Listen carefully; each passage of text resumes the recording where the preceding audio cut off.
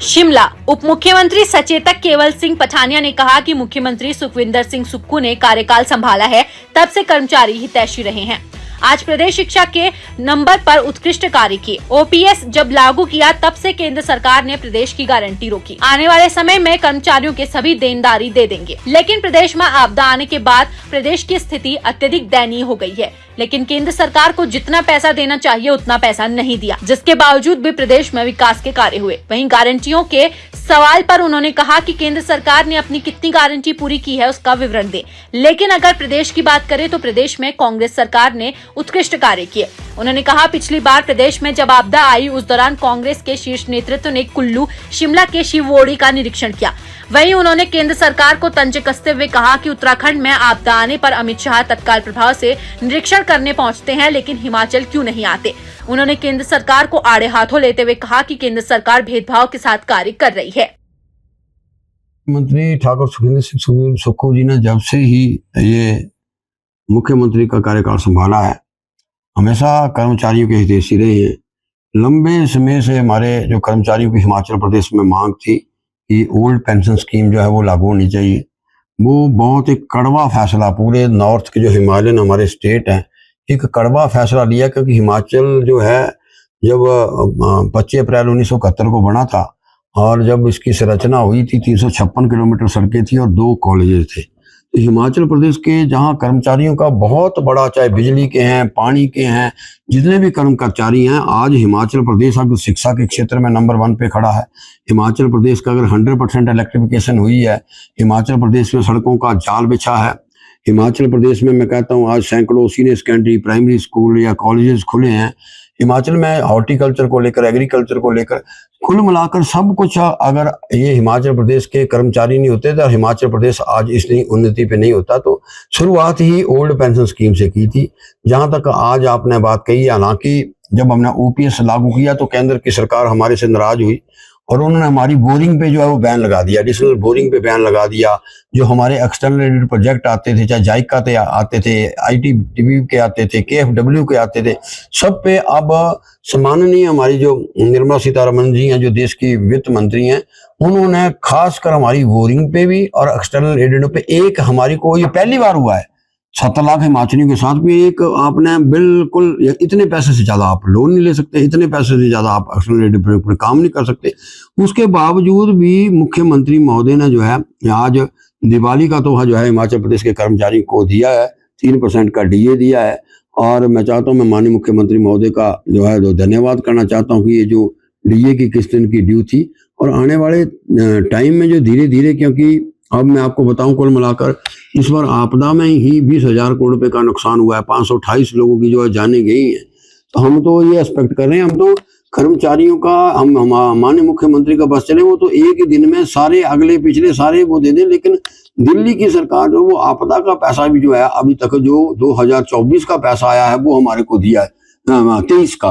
तो अब सर में दर्द अब हो रही है, डिस्प्लिन आपको साल के बाद मिलेगी तो उसका कोई मेरा ख्याल उचित नहीं रह जाएगा। तो माननीय प्रधानमंत्री हम चाहते हैं जो 1500 करोड़ रुपया जो आप पैकेज देके गए हो उसका हम चाहते हैं कि भारतीय जनता पार्टी के नेता विपक्ष कह रहे हैं पैसा आया वो पीडीएनए का, जो पिछली बार जो टीम आई थी। हम तो इस बार का पैकेज का मतलब ये है कि वो हम तो चाहते हैं श्वेत पत्र लेके आओ 1500 करोड़ रुपया, जैसा ही आपने उत्तराखंड के अंदर पैकेज दिया उनको, मैं कहता हूँ रिलीफ पैकेज दिया है, डिजास्टर का पैकेज दिया, सेम पैकेज पे हम तो ये चाहते हैं भाई अगर पैसा आया तो उस पर व्हाइट पेपर जारी करो। तो हम श्वेत पत्र चाहते हैं। मैं मुख्यमंत्री का धन्यवाद करना चाहता हूँ, उन्होंने कर्मचारियों के लिए दीपावली पे भी 3% का डीए दिया। सर, बीजेपी आरोप लगा रही है कि जो गारंटियां हैं उनके बारे में आपके नेता जो है जिम्मेदार पर मौन रहे, 3 साल बाद मंच पर आए और इस वक्त उन्होंने गारंटी के बारे में कुछ नहीं किया। सम्माननीय, मैं उनको कहना चाहूंगा, हाथ कंगन को आरसी का, पढ़े लिखे को फारसी का। हर कार्यक्रम की गरिमा होती है और सम्माननीय जिस शख्सियत की मूर्ति का अनावरण था स्वर्गीय वीरभद्र सिंह जी का, वीरभद्र सिंह को हिमाचल प्रदेश के किसी और देश के अंदर किसी के सर्टिफिकेट लेने की जरूरत नहीं थी। अनावरण का कार्यक्रम था और उस अनावरण पे सम्माननीय वीरभद्र सिंह जी ने की जो कंट्रीब्यूशन पे उस पे जितने भी वक्ताओं ने कहा, हाँ जहां उन्होंने गारंटियों की 5 गारंटियों की, कोई सरकार का ये गारंटियों का कार्यक्रम है। गारंटियां 10 में से हमने 7 गारंटियां पूरी की हैं। बार बार मुख्यमंत्री हर इस पे तो कहते हैं, उस पे वो करें। हम तो उल्टा इनको पूछते हैं। सम्माननीय प्रधानमंत्री जी मंडी आए थे, चंबा आए थे, सुजानपुर आए थे, क्या क्या कहे 2 करोड़ बेरोजगारों को रोजगार देंगे। हम चाहते व्हाइट पेपर जारी करो, 22 करोड़ हिंदुस्तान के अंदर कहाँ रोजगार दिया गया। हर के खाते में 15-15 लाख रुपए आएगा। हमारी छोटी सी स्टेट है, हमारे 10 में से 7 गारंटियां पूरी की हैं। देश की जनता ये जानना चाहती है कि 7 MP हैं, 7 MP कभी जो आर्थिक पैकेज को लेकर जिससे सम्माननीय प्रधानमंत्री गग्गल के एयरपोर्ट पे अनाउंस करके गए, उसके बाद मेरे भी 77 लाख लोगों को, हिमाचली को ये पैसा चाहिए। तो इनकी करनी और कथनी में अंतर है। और हमने जो लोगों के साथ वादा किया, और हमने उस वादे पे हिमाचल की जनता ने पहली बार जो है 2 बार चुनाव लड़े सुखविंदर सिंह सुक्खू जी ने। एक चुनाव लड़ा 22 में, उसके बाद 8-9 हमारे साथी जो छोड़ के चले गए। फिर हिमाचल की जनता ने इवैल्यूएट किया क्या सुखविंदर सिंह सुक्खू का कार्यकाल अच्छा है कि ये इनका जो काम काज। उसके बावजूद भी हम 2022 में भी 40 थे और 2024 में जब बाई इलेक्शन हुए उसमें भी हम 40।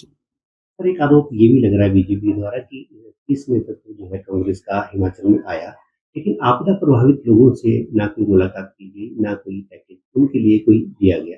इनका जो हम शीर्ष नेतृत्व आया अभी कांग्रेस का, भैया अभी एक दिन तो आए हुआ है, अभी आए से पहले वो आगे गए। हम तो चाहते हैं सम्माननीय राष्ट्रीय अध्यक्ष इस प्रदेश से हैं, हम तो तीसरे नंबर पे हैं, ये कभी नहीं होना है। मैं तो सम्माननीय नड्डा जी को कहता हूँ, भगवान जो है, आज आप जानते हैं सब लोग पत्रकार लोग बैठे हैं, वीरभद्र सिंह जी स्वर्ग में, लोग याद करते हैं जब स्टील मिनिस्टर थे क्या क्या करके गए। सम्माननीय पंडित सुखराम जी जो है देश के टेलीकम्युनिकेशन मिनिस्टर थे। हम तो चाहते हैं 5 साल पिछली बार टर्नओवर था, 1.5-2 साल ये हो गया। तो उस पे हम तो चाहते थे कि बजाय मुख्यमंत्री कहता है, जो हिमाचली राष्ट्रीय अध्यक्ष लोकसभा के अंदर कहता कि मेरे 523 लोगों की जानें चली गई हैं। ये हिंदू राष्ट्र तब बनेगा जब 523 जानों पे कभी, अगर ये बात सुनो, मन की बात में कभी हिमाचल प्रदेश के 523 लोगों की उसकी संवेदना आपने सुनी? तो मैं कहता हूँ बात करने की कुछ और ग्राउंड में कुछ। आपने सुना 2 मन की बातें होगी। हिमाचल प्रदेश के लोग एक्सपेक्ट कर रहे थे कि मन की बात में कहीं, क्योंकि एक हमारी हिंदू संस्कृति में हिंदू राष्ट्र लाल किले से बोलने से नहीं बनेगा, ये तो संवेदनाएं कर सकते हैं। तो पैकेज में देना 523 के परिवार के लोगों, मैं आपसे संवाद करना चाहता हूं। आपके पिता खोया, आपने बच्चा खोया, लेकिन वो संवेदना अभी तक नहीं आई। तो इसका मैं कहता हूं भारतीय जनता पार्टी का कथनी और करनी में बड़ा अंतर है।